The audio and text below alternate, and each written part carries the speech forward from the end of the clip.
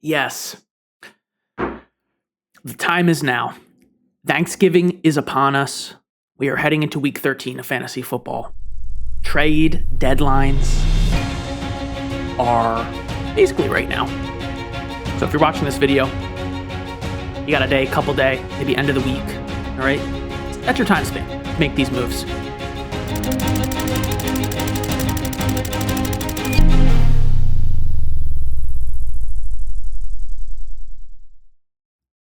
Trade for these players before fantasy football playoffs.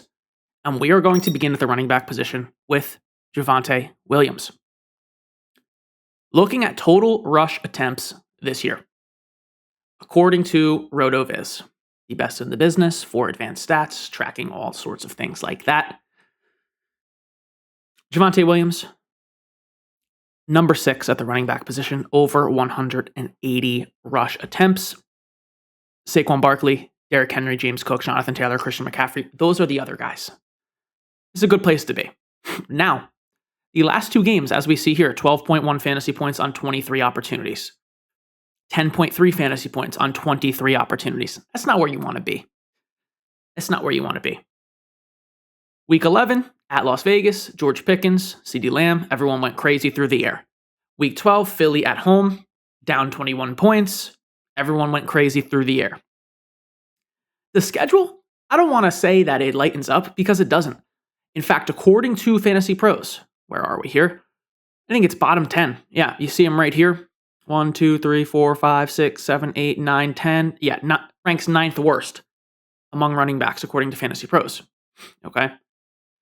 But 23 opportunities at the RB position, top 6 in total rush attempts this year. Top 5 offense in the league, good offensive line, should be giving you RB1 numbers. Where has Javonte been ranking among RBs since week 9? I wish we could change these ads up here, by the way. Honestly, yeah, I mean, that's a bit better. We got Zootopia 2 as the new ad. Anyway, where has Javonte ranked since week 9? Fantasy points per game, half PPR among running backs. Let's do a control F. We will do so. Search for Javonte. RB 29. Okay. So this is a month straight now of flex output for a guy getting RB1 workload. It's time to buy. In fact, people will be selling because the schedule's bad. KC, Detroit. That's not good. But then, guys, the playoffs, I'm actually not that worried about the playoffs. Minnesota, Chargers, Washington in week 17. Washington is a fantastic matchup. Minnesota is good, right? Go trade for Javonte Williams. You can get him as your RB2. Here's where I'm ranking him rest of season. He is firmly, in the RB1 tier. I say firmly, he's RB11. But in this tier of fellow strong RB1s with Etienne at 5, Jacobs, Cook at 7, Henry at 8, Barkley 9, Dowdle 10, and then Javonte at 11 ahead of guys like Genty, Kyren, Trevion, and Judkins. So we want to go trade for Javonte. Moving along at the RB position, we have Travis Etienne, who, let's do something similar here. Since week 9, all right, average points. Where is he? I knew he'd be up here. RB6, okay? Averaging 16.8 half PPR points per game. Travis Etienne, RB6, guys. Do you think he's being treated as RB6 in our leagues? Is he an untouchable RB1, dare I say high-end RB1 or mid-range RB1? No. Will that continue? Reason to believe, yes. Tennessee this week, one of the best matchups outside of Cincinnati and the Giants. Indianapolis, not as good next week, okay, but division game, you never know. Then the Jets, a great matchup in week 15. And then 16 and 17, again, kind of mid. Denver and Indianapolis. But you have at least 2 matchups in there where Travis Etienne's probably going to be, okay, a locked-in RB1 at the end of the week. If you are pushing for playoffs, if you need to make it, you got to get in. Etienne is the guy. Tennessee and Jets in the next two of his next 3 games. My goodness. Okay? You got to get in somehow. And then if you make it in, you get the Jets. So we need Tennessee. We are now in the part of the season where we need to look at specific matchups remaining. There are literally only 5 weeks left. We talked about it last week on the trade show. There are 5 weeks left. So when receivers are playing Dallas, for example, in one of those 5 games, like Deebo Samuel or Quentin Johnston. When running backs are playing Tennessee or the Jets, like Etienne, we need to be all over that, okay? Because it's actually like 30% of the remaining games. So yes, the point is here, Etienne is an RB1. The utilization's there. His touch totals starting in week 9, 27, 20, 21, 19. Bashal Tutin's involved, whatever. It doesn't matter. Bashal Tutin's a good player on a per-touch basis. They don't give him all the work. Etienne is the guy. It's time to admit it.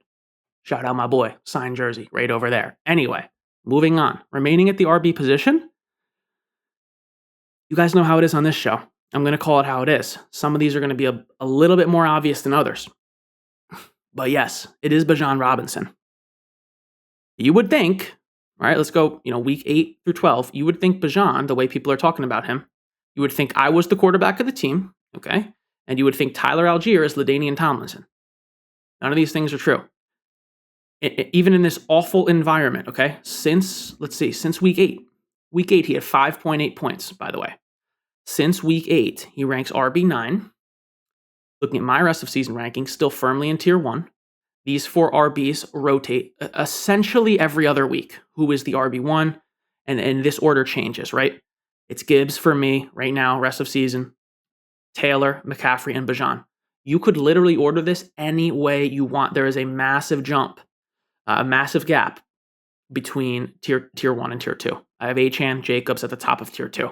These top 4 running backs, you see what Gibbs did last week. You see what Taylor did 2 weeks ago overseas. You see what McCaffrey has been doing, back-to-back 30-point games. Bijan can do that. He's done that. He's literally done that. Look at week 4, 28 points. Week 6, 36 points. Week 7, 21 points. Look at this. Look at this 3-game stretch right here. I don't have to tell you guys this. Sometimes it's obvious. Jets this week, Seattle, Tampa Bay, Arizona. Then the Rams is the only one in week 17. The Rams I don't like. I get Algier's involved. Okay? Guess what? David Montgomery's involved. Okay? Guess what? George Kittle, Juwan Jennings, they're involved. Right? We're looking at these other options. The only guy who doesn't really have much competition in the backfield is Jonathan Taylor, but the passing offense is so good there in Indianapolis, right? My point is, Bijan remains a top 4 running back, top 1, top 2, top 3, top 4. And if people are willing to move off him, right, it's just worth a conversation to go ask. Moving along, Rico Dowdle. Similar to the Javonte sentiments I had, where this is a guy you want if, you are essentially, you have the bye secured and or you are in playoffs, like firmly, right? You're competing for a bye. He gets the Rams this week. Basically unusable. Okay. Well, okay, I don't want to say unusable, but that sucks. You don't want to play the Rams right now. Week 14, you get the bye. So for the next 2 weeks, it's not great. If you notice Rico is on a team that is pushing for playoffs, for example, you need to go ask for Rico. He's my RB10 rest of season. You see my rest of season rankings here, right? Right behind Saquon, who he might even be ahead of him, right ahead of Javonte. Then in week 15, at New Orleans, then Tampa Bay, then Seattle. Seattle, whatever, but those other 2 matchups, both division games, there's a lot to like. Yeah, there's a ton to like with Rico.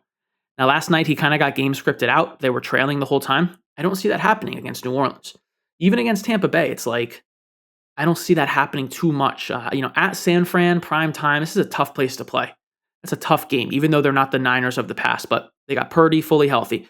McCaffrey, Juwan Jennings, Pierce, Kittle. I mean, it's a full-strength Niners team on primetime in San Fran. It's not a great matchup for running backs, all right? Looking at the workloads, just go, last month here, week 9, 28 opportunities, 21 opportunities in week 10, 26 opportunities in week 11. So outside of last night, we're well over 20 opportunities. We know what he's capable of. Weeks 5 and 6, I mean, we're looking at almost 70 total fantasy points in that span. Easily the best running back in football between weeks 5 and 9, right? So Rico Dowdle is an RB1 target, and I would be trading for him. If you're in playoffs, you notice he's on a team where they're not really utilizing him, right? Woody Marks. Now, the data for expected fantasy points is not out yet for RotoViz, my goats, because I'm recording this a little early, right? We want to get this out to you guys before Thanksgiving, things like that, so you can make moves before deadlines and things like that. But with my own eyes, I can tell you Okay. Let's just go. Give me one sec here. Yeah, let's just start it at week 7. Actually, hold on. Let's start it at week 4. Week 4 was kind of the breakout game for Woody Marks, right? We look at RB rankings. We'll find him here. And he ranks RB 22 since week 4. Now, looking at the utilization, right, for week 4, 18 opportunities. We love that. I was pumped about Woody. Then he came out against Baltimore in a great matchup. And yeah, we see what happens. 2.4 points. Then out of the bye, 15 opportunities, then 15 opportunities, then 13, then 17, then 19, then 17. It's a lot of opportunities. It's a lot. Especially if he's going to be catching passes out of the backfield. Now, in the most recent 2 games, only 1 target each, right? But Joe Mixon out for the year. We've known this since draft season. Okay? They're probably going to be playing from behind in the next 2 matchups, at Indianapolis, at Kansas City. But then in the playoffs, Arizona, Las Vegas, love those 2 matchups on the ground.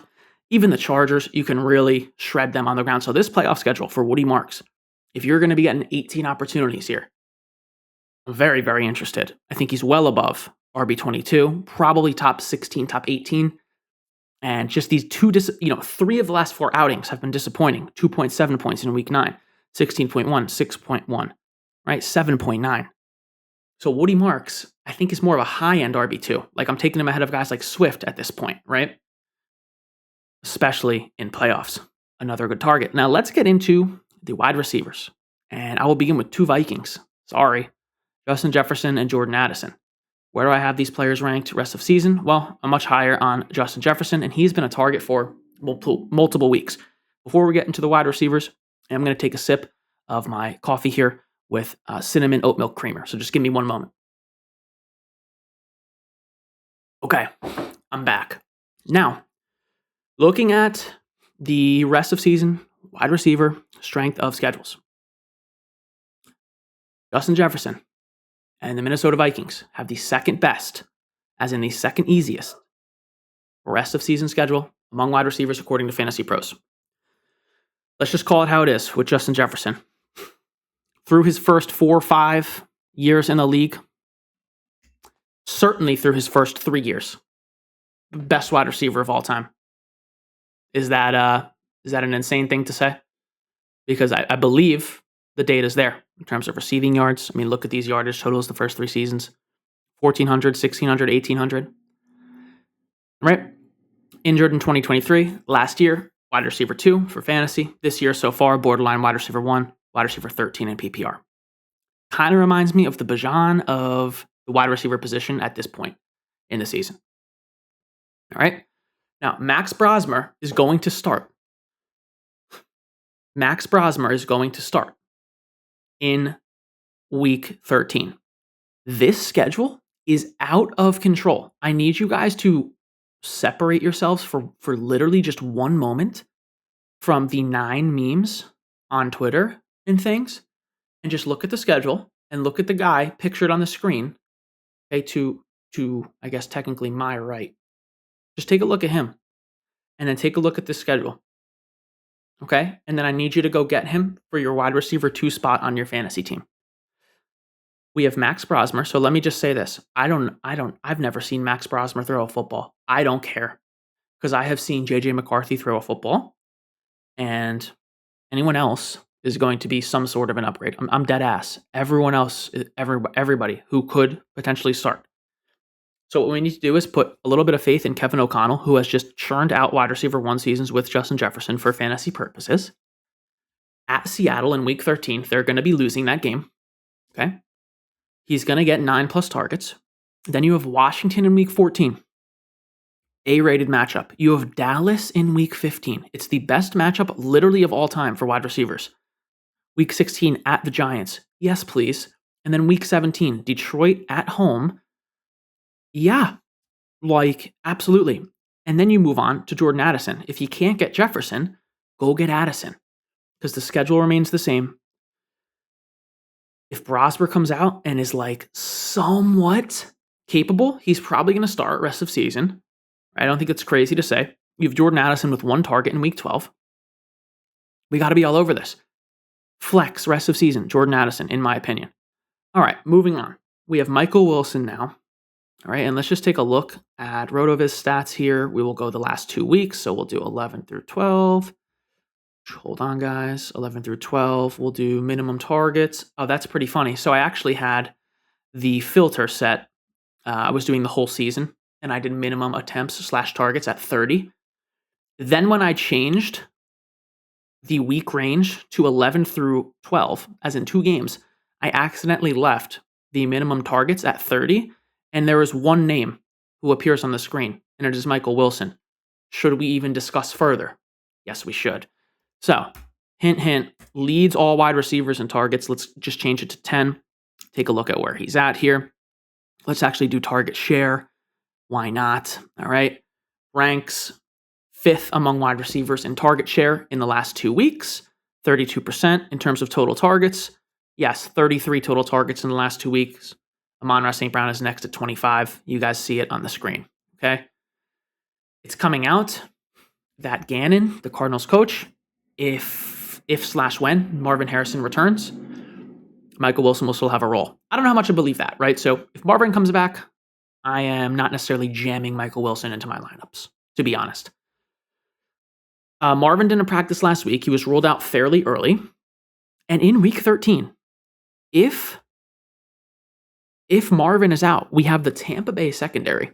I've just watched Matthew Stafford literally close his eyes and throw 9 touchdowns on the Tampa Bay secondary. Seriously. All year, I've been saying the Tampa Bay defense on paper looks good, right? They look like a tough matchup. They are trash against wide receivers. If you have a bad offensive line, whatever, maybe, right? Vita Vea gets the QB, stuff like that. But they are more a run stuff defense, a pass funnel defense. So Michael Wilson at Tampa Bay, by the way, with a QB who can put up numbers in Baker. Now, he's injured, whatever, but that offense can score. So against Tampa Bay, you get these environments where their pass defense is awful. The games are like 30-30 in the fourth quarter, and wide receivers go crazy. That could happen with Michael Wilson in week 13. Then you get the Rams in week 14. They might be losing that game by 20 points. Guess who's going to have 15 targets? Michael Wilson. Right? Assuming Marvin's out. Now, let's say Marvin comes back. Let's say Marvin plays this week 13. Like I said before, I'm not necessarily throwing Michael Wilson in the lineup. Like he's like probably in the wide receiver 30 range. But you could absolutely play him. And the reason he's a trade target, right, is because what if I'm wrong, right? What if Marvin comes back? What if Michael Wilson is still seeing 8-9 targets a game? He's easy to buy right now, honestly, because you just go to the manager, so Marvin's coming back. I know maybe the coach, you don't even bring up the coach, just, Marvin's coming back. I need Michael Wilson. What if Marvin comes back, gets injured again? Just go get Michael Wilson. Even when Marvin comes back, if you can still get Michael Wilson, go do it. These numbers are out of control. Yeah, these numbers are out of control. And he hasn't even scored he hasn't even scored a touchdown yet. Let's just look at PPR, total PPR points. George Pickens and JSN are the only 2 receivers who have more. Out of control. So I think Michael Wilson is a nice trade target. Like I said, I would acquire him for like a flex price, sending, low-end RB2s, low-end wide receiver 2s that are maybe on your bench. And I would just go get Michael Wilson and then some back, knowing that Marvin will come back. I do believe Marvin's going to come back. It's probably 50-50 for week 13. I think he'll be back for week 14, but if I'm wrong and the coach's comments are correct and Michael Wilson's seeing 8-9 targets, he just stole, a high-end flex, low-end wide receiver 2. All right, moving on. We'll kind of get into a little bit of rapid fire here. Jakobi Meyers is next. Big fan of Jakobi Meyers at the wide receiver position. Finally adapting to the offense here a little bit. 6+ targets in 2 of the last 3 games. So against the Chargers, he had 6, and then yesterday he had 6. In his most recent 2 games with the Jags, scored the touchdown. And Jakobi just is like a perfect fit for this offense, in my opinion. Obviously, Travis Hunter's out for the rest of the season. I'm looking at the strength of schedule. I don't think it's very good, but yeah, it's middle. It's actually bottom third. All right, 3 stars according to Fantasy Pros. But what Trevor Lawrence needs is just a reliable target earner, someone who's actually going to catch the football, someone who just plays the game, essentially in slow motion. And that's what Jakobi Meyers is. When Brian Thomas comes back, he's going to be the field stretcher, whatever. But Brian Thomas is not this like always open guy underneath and across the middle like Jakobi Meyers is. Brian Thomas is going to roast you on the outside, And maybe he scores 40 fantasy points. But Jakobi Meyers is essentially going to be better Parker Washington once Brian Thomas comes back. It's BTJ, Jakobi Meyers, and Brenton Strange are going to be the top 3 options. You'll have Parker working in. So I actually don't think the schedule is too awful looking at it, especially the next 3 weeks. You need to make playoffs, right? We talked about it with Etienne. Tennessee, easy. Indianapolis, low-key easy, okay? Because if Sauce Gardner is on Brian Thomas, who's wide open? Jakobi Meyers, and then you have the Jets, easy. Denver, we don't like that. And then, I'm throwing my mic around, bro. I just slammed it. Sorry. And then in week 17, you have the Colts again. So maybe that is a similar thing. All right, moving on. Ceedee Lamb must be mentioned. Now, in my rest of season rankings, guilty as charged. Guilty as charged in my rest of season rankings. I mean, when you see it, let me know. Like, literally, when you see it, let me know. I have Pickens ahead. How could I not? How could I not have Pickens ahead? Now, I get a lot of questions in the Discord, in the No Expert Fantasy Football Discord. Ask me any single question you have about your fantasy team. I answer literally all of them, guaranteed every single day for my subs. Trades, waivers, start sits, Dynasty, anything. Link is down below. I think we still have a discount going on, so I would just get in there. Anyway, I get questions all the time. What am I doing with Ceedee Lamb? George Pickens is better? Like, what am I doing? George Pickens is a monster. Both of these guys are top 8 rest of season. Has George Pickens impacted Ceedee Lamb's fantasy value? Yes. Ceedee Lamb is no longer in this tier with JSN, Puka, Jamar, and Rashid, and honestly St. Brown at this point, but he's right there next. He's right there next. I might even go like this and just kind of put them quote in that tier. But, at that point we got to add a Mecca, so I'm gonna leave him right here. When I see Pickens dropping 40, 30 fantasy points, whatever, like week to week, top 2, I think he's wide receiver 2 right now on the season. It makes me happy for Ceedee Lamb, to be honest, because I know the pendulum is going to swing back. We're going to have games here, Ceedee Lamb rest of season, where he's going to have 30 points. Kansas City, Detroit, Minnesota, Washington, Chargers, all of these are possible. The presence of the presence of George Pickens, right? You can see him right here, wide receiver 2 on the year. Only JSN has scored more fantasy points. His presence is good for Ceedee Lamb because now these matchups that are bad, whatever, they're not bad anymore. They have to guard 2 monster wide receivers. I would be buying Ceedee Lamb right now as a top 8 receiver. A lot of people are looking to kind of get rid of him. Would I do the Pickens for Lamb? Right? I actually view it completely equal. So you make your decision. Lamb is dropping passes. We're seeing this. Ignore all this. Does not matter. Ignore top 8 wide receiver 1 if you can buy him for, if you can send it Buka, Adams, JJ, McConkey for CD, we're doing that. T. Higgins with Burrow coming back. Yeah. Do I have to say anything else? My wide receiver 14 rest of season. Going to be out week 13, but the schedule's good. Buffalo, Baltimore, Miami, Arizona. The Buffalo one kind of stinks, honestly, through the air, but there could just be so many points in that everyone's eating. So we're buying T. Higgins if we are in playoffs or have the bye. Alec Pierce, after the down week at Kansas City, 2 targets, caught one of them for 26 yards. Kansas City really took away Alec Pierce and the deep options. They played a lot of 2 high. Alec Pierce crushes for single high. Looking at these matchups, we can see when he's going to dominate. So I would just be going and getting Alec Pierce as a high-end flex. Last wide receiver we're going to talk about is Stefon Diggs. We have the Giants in week 13. We have the bye in week 14. So he's a guy, if you're in playoffs, pushing for the bye, not pushing for the bye, you're in playoffs, right? If you have the bye, like you are the best team in your league, I want you to go get Diggs because this schedule out of the bye is out of control. Ranks here as my wide receiver 17 rest of season. High-end wide receiver 2. You have Buffalo revenge game at home. LOL. You have Baltimore 16 and then the Jets 17. Moving into the QB position, Lamar Jackson's the guy. Again, I told you, some of this is not rocket science. We have less than 15 combined points the last 2 weeks. We have 16 points in week 10. Weeks 10 through 12, let's see where he ranks in terms of fantasy points total among QBs. I'll give you a hint. It's not great. And I got to scroll till we find him. QB 21 since week 10.